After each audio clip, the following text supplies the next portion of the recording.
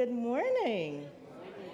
You guys look beautiful out here. Good morning to those online and to those in the room. It's such a joy to have you this morning. All right. If you don't know me, my name is Kimberly Bolden, and I am one of the covenant members here. I serve with our high schoolers who are awesome.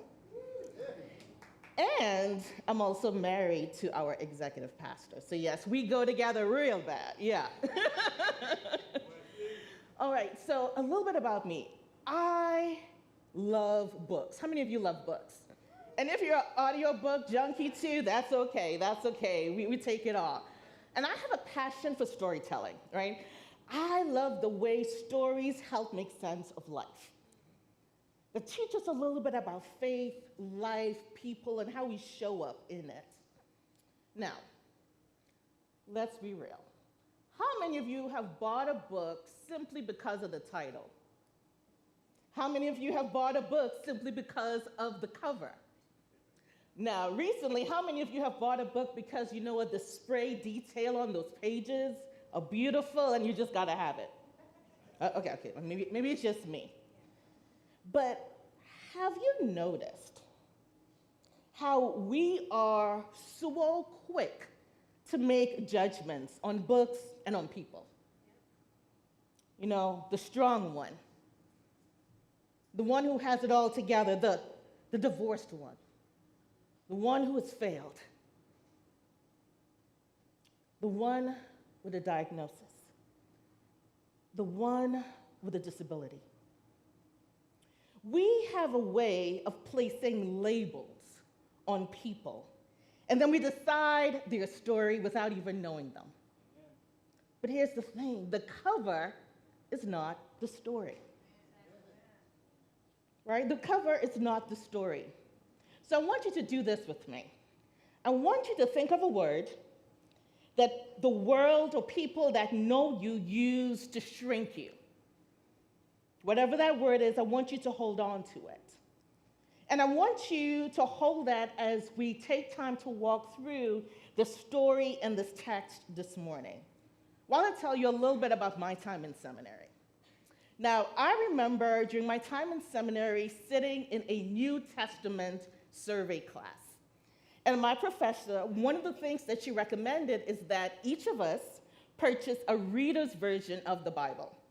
And this version has no chapters, it has no verse markers, there are no headings. All you get is the title of the book. And her challenge to us was, I want you in one sitting to sit and read each book of the New Testament. If you have questions, put them to the side. But I want you to sit and listen, sit and read, because this is the way that it was meant to be read. And as we took some time to read through these books of the New Testament, there were a couple of things that were very clear.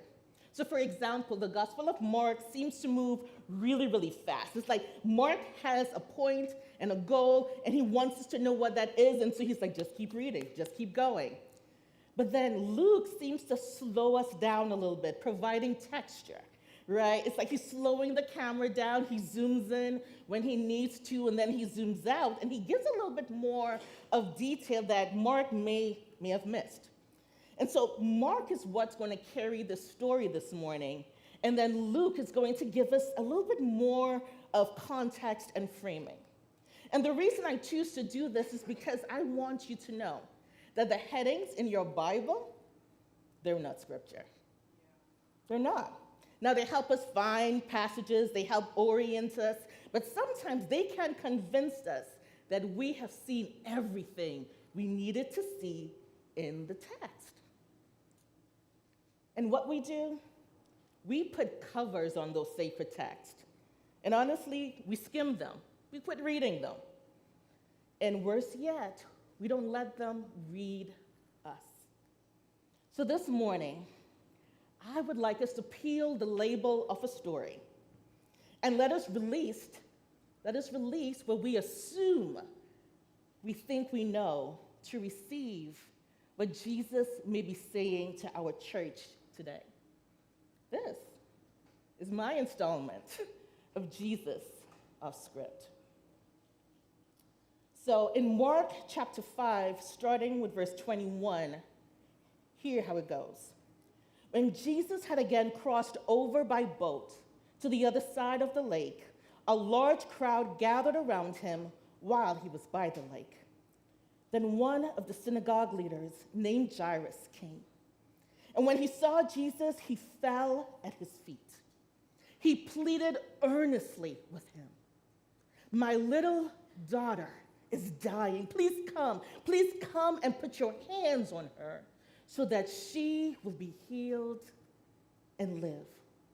So Jesus went with him, and a large crowd followed and pressed around him. Now I want you to hear the first thing that comes out of Jairus' mouth. Before he asks anything of Jesus, he says the obvious: "My little daughter is dying."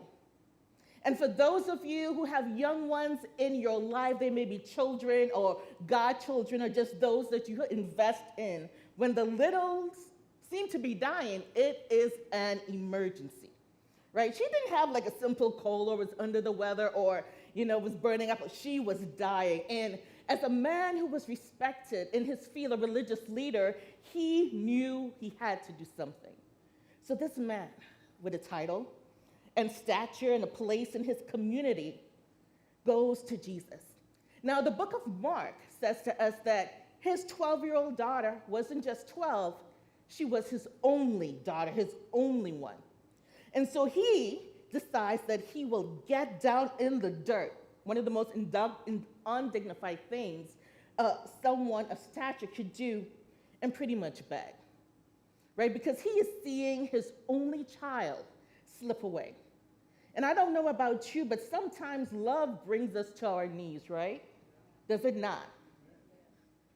Love in a time of desperation has to tell the truth. It cannot afford to manage the optics. So here comes the rest of his plea. Come and touch her so she might be healed and live. So he has asked Jesus to come near. Come by, Lord. This father is begging out loud, pleading his case for somebody's daughter, for his daughter.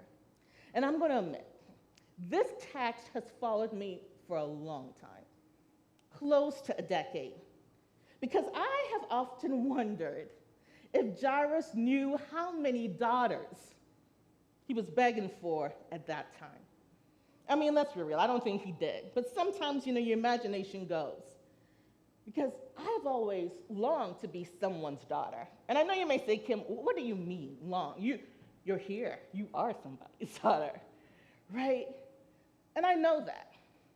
But there's something about being someone's daughter where you are loved and named and claimed and protected and celebrated without having to earn anything.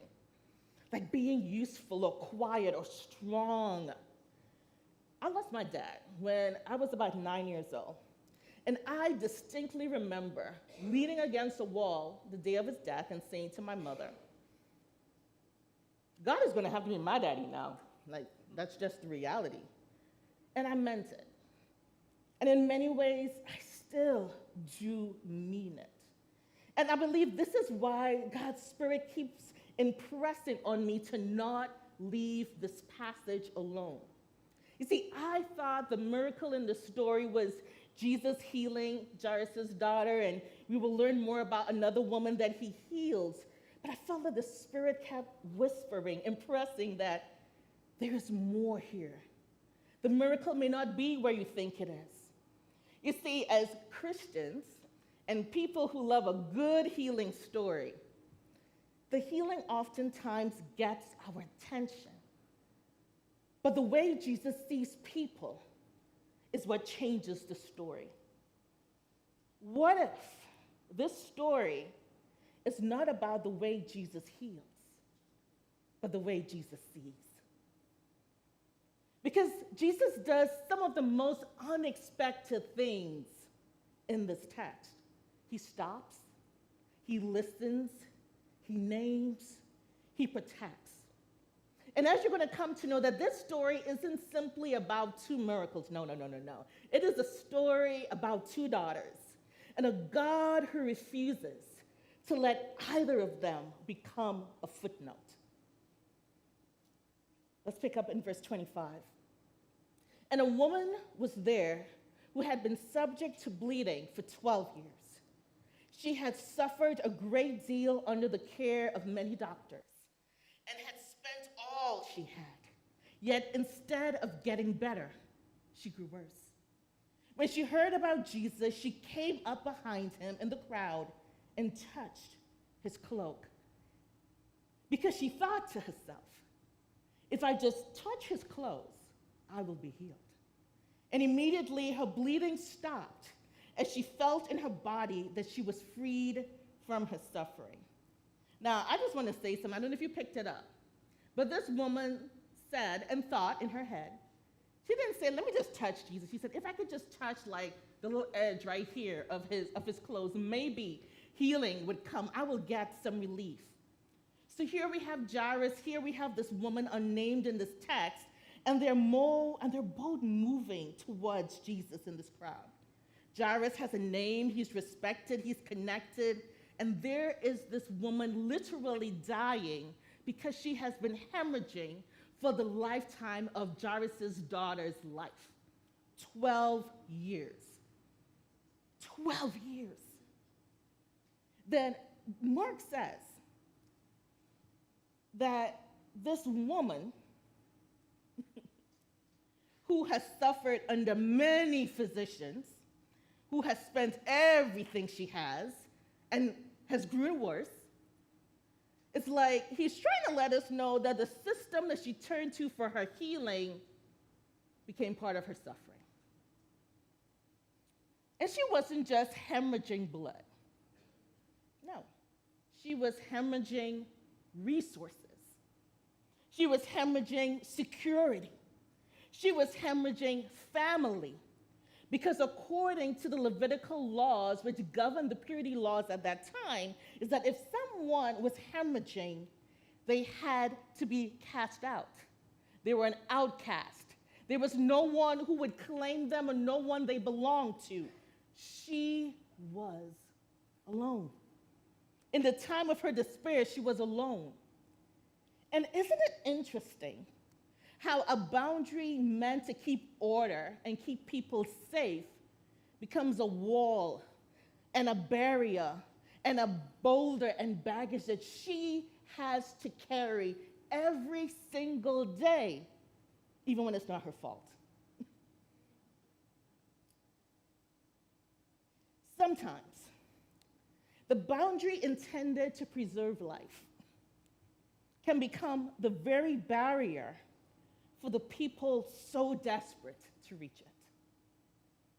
But Jesus refuses to let that boundary become the last word over this daughter. You see, the world had named this unnamed woman by what was leaving her body. But Jesus chooses to name her by where she belonged.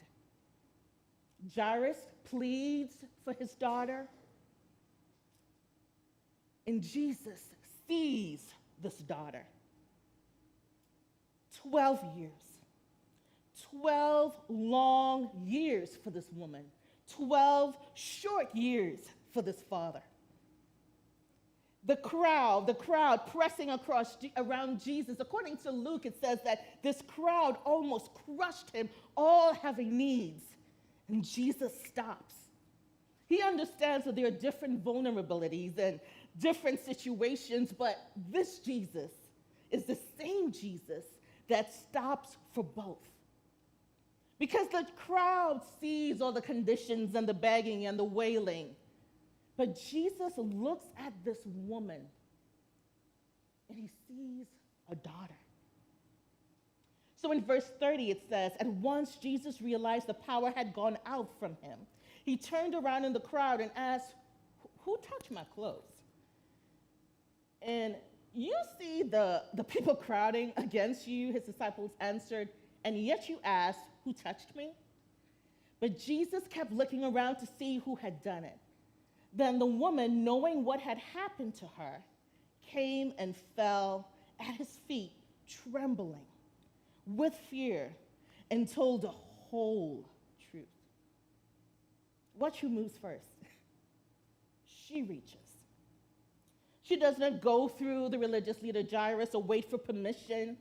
You know, Jairus has somebody to plead his case. This woman has no one. So she lays her own hand on Jesus, just the hem, just the edge, and she said, this has to be enough. And in her world, right, if she, someone that is dying, touches someone else, that person then becomes impure. But some way, it seems like the transaction moves in the reverse. Her condition does not contaminate Jesus, but healing moves through her instead. The bleeding stops. Now, if physical healing were the whole miracle, Jesus would have kept walking. That's what I think. But he stops because the end of her symptoms is not the same as her restoration. Her body is not the only thing that Jesus came to restore. You see, who was going to know that she was healed? This is a private thing. You see, her body was healed in secret, but her dignity had to be restored in public. In the middle of the crowd, this woman with a desperate plea and with an audacious faith extends her hand, touches the edge of his garment, and Jesus says, "Who touched me?" Now, obviously the disciples answered, they said, everybody is touching me, right? Like, if I was there, this would have been my expression. Like, what? What? It is obvious, make it make sense, Jesus. What are you talking about? Right? Like, the disciples are like, can you not look around? Look, see all the people, right? See all the people.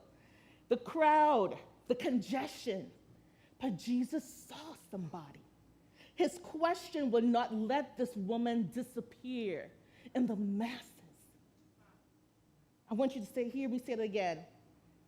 This question would not let this woman disappear into the mass. Is Jesus really paying attention? Yes. Because here's the question. He didn't ask them, who's crowding around me? He asked them, who touched me? Because touching is not the same as being pressed into. And then Mark, the story says that this woman without a name in this text, comes and tells her whole truth. And in Luke, it says that she didn't just tell her whole truth, she said it to all the people about how she was healed.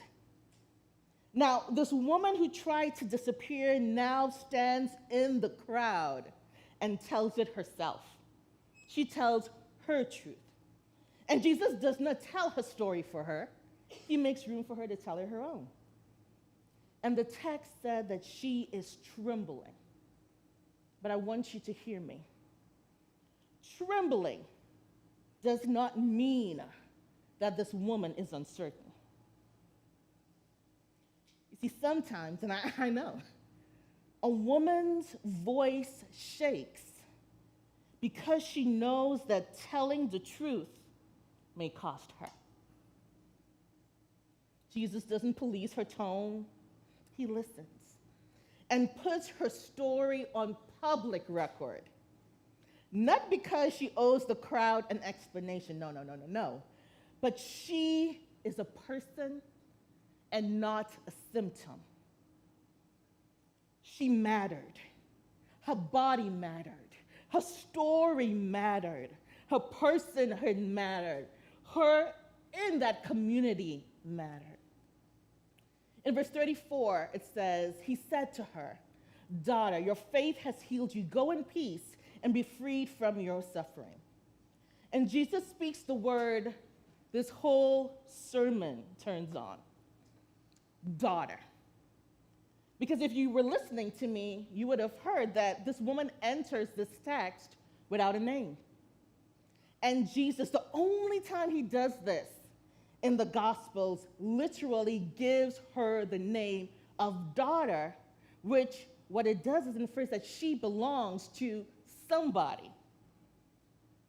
Jairus had already had a daughter. He is advocating on her behalf. But this one, because of her situation, has nobody to claim her. So Jesus supplies the word missing for her introduction, daughter. She has a family. And he reminds the people in front of this woman that she belongs to you. And so it tells the crowd that the diagnosis, the contamination, the interruption, she still belongs to God's people. Right? So while her body was healed in secret, her belonging had to be done out loud. Dignity deserves an audience for this woman. And Jairus hears that. But here's the thing. The story says that while this woman is healed, word comes that Jairus' daughter has died. While his own child is dying, he watches a woman finally live. And Mark says that while Jesus was speaking, messengers came and said, "Your daughter is dead. Why trouble the teacher any longer?" Jairus now faces a terrible question. Did Jesus' stuff for somebody else cause me to lose mine? Does your miracle mess up with my timeline? And Jesus encourages Jairus to not be afraid, just believe. And so Jesus enters the house of Jairus in verse 41 and says, he took this little girl by the hand and said to her, "Talitha kum," which means, "Little girl, I say to you, get up." Immediately the girl stood up and began to walk around. She was about 12 years old. At this, they were completely astonished. He gave strict orders not to let anyone know about this and told them to give her something to eat. And so let me just back up here. The verses are not on the screen for this. So we hear that Jairus' daughter is dead. Jesus decides that he's going to come with Jairus to his house. And there are professional mourners outside. And he was like, "You all need to go home. Stop all that crying, go home." He takes Peter, James, and John, and they enter the room. And the room is astonished, right? Because how dare this man tell us go home? But Jesus only allows the necessary people to be a part of this little girl's story. So for the unnamed woman, he provides public affirmation among all the people because she has been outcasted. But for this little girl, he refuses to let Jairus' daughter, somebody's daughter, to become everybody's content. He refuses to let her be somebody's highlight reel. He provides protection to this minor. And then Jesus says the most ordinary thing to her parents: give her something to eat. Because while we are mesmerized by the healing and the resurrection, Jesus very well knows that this girl is hungry. It's been a while. Jesus knows when dignity needs witness and when dignity needs protection.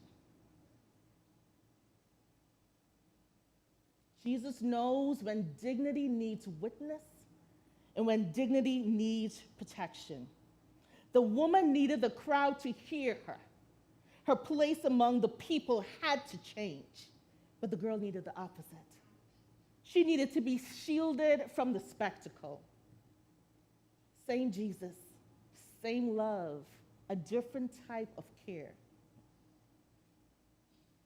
While the people and the mourners saw a corpse or, oh my gosh, another thing, crazy thing has happened, Jesus saw a child. A child.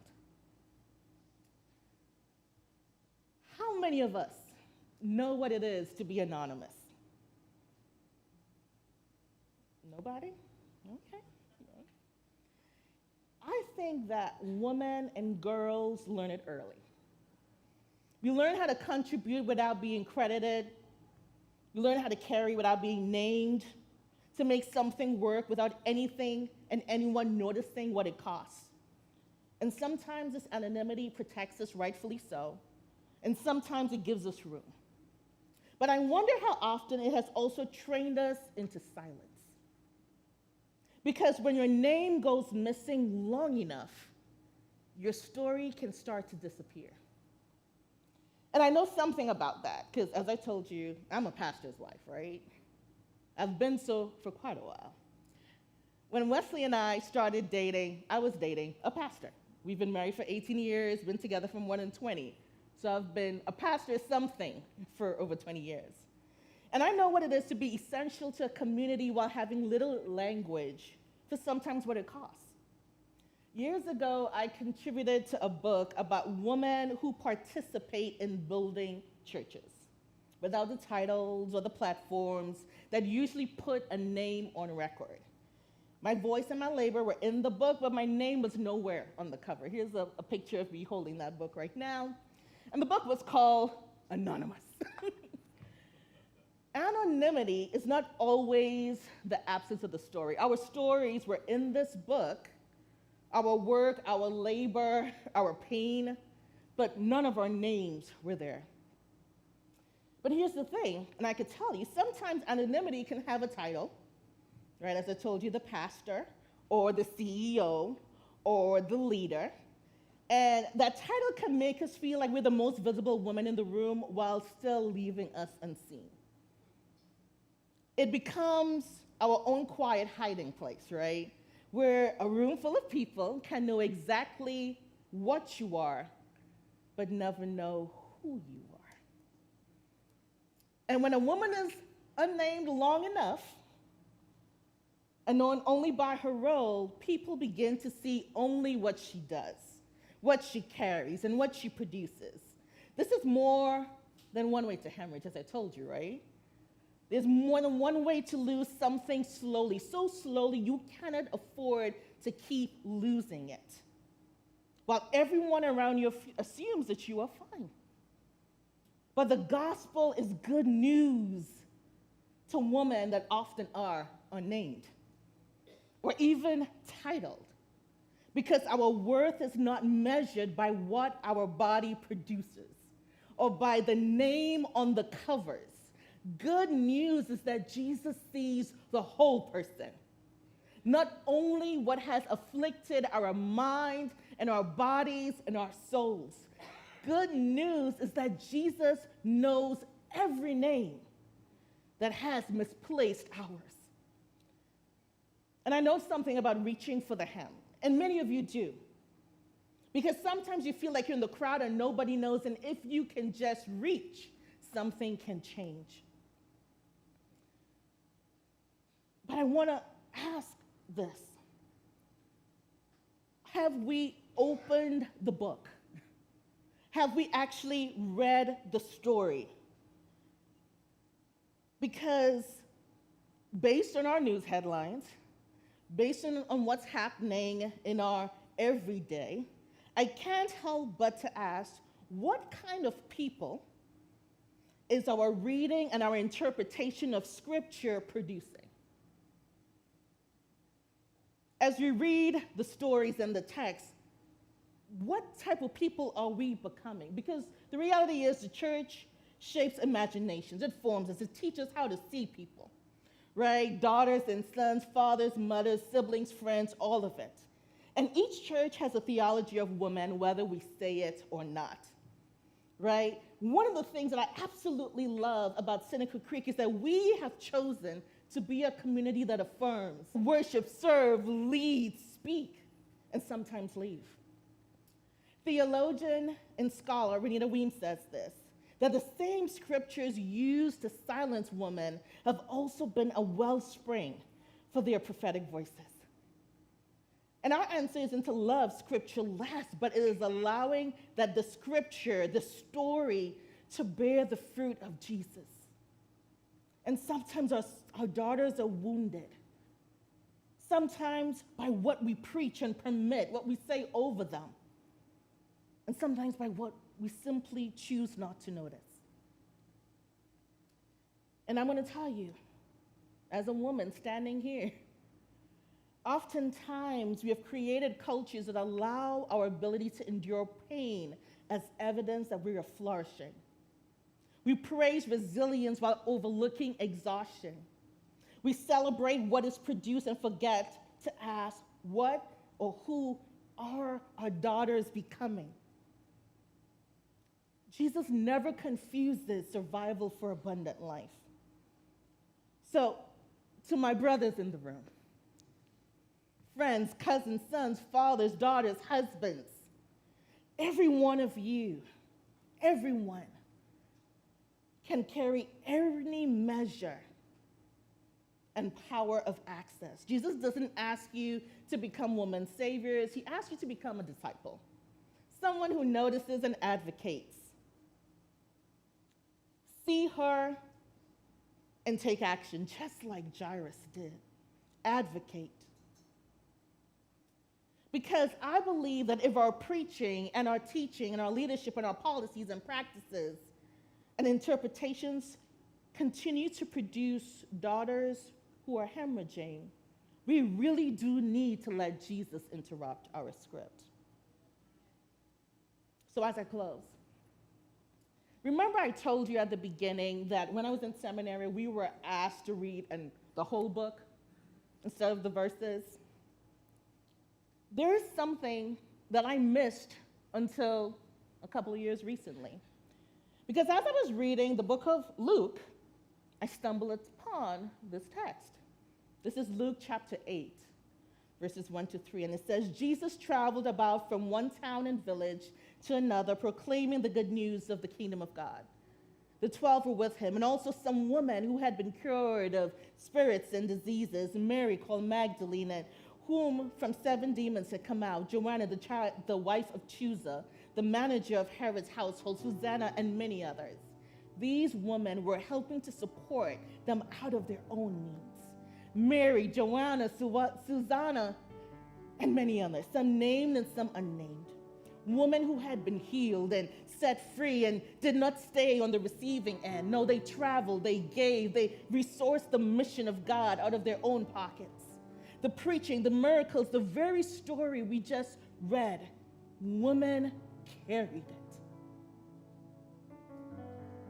Somebody's daughters are not only just recipients of ministry, we are participants in the mission.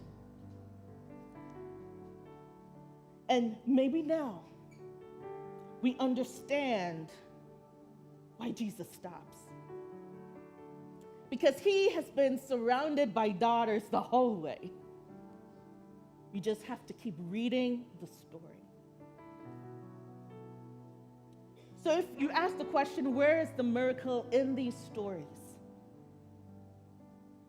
It's where Jesus sees before he heals. It is him calling daughter to the unnamed one and restoring dignity and resurrection. The miracle is not only what happens to their bodies, it's what happens to their belonging. I thought daughter was a name I was still waiting to receive. But in Christ, it is the belonging I already have. Healed is where the bleeding stops. Living as a daughter is where the wound no longer sets the boundary of life. Healing is where the girl gets up. Living is where she sits at the table and eats. Healing is when your pain is finally acknowledged. But living is where no one sends you back to the smaller place that helped create it. And I want to say to each of you, somebody's daughter, somebody's son, someone's beloved, wherever you are, get up. Get up. Jesus sees you and you belong. Amen. bow our heads. Dear God, I just want to thank you for the way you see us. In our affliction and in our discomfort, with our questions, frustrations, heartaches, you see us. You don't just see us as a problem or diagnosis. You see us as fully loved, fully held, one who fully belongs. Not as just individuals, but as a community. And so, God, whatever you have for each person, God, in regard to hearing and applying this word, would you meet them, God? Give them the ability by your Spirit, oh God, to live faithfully.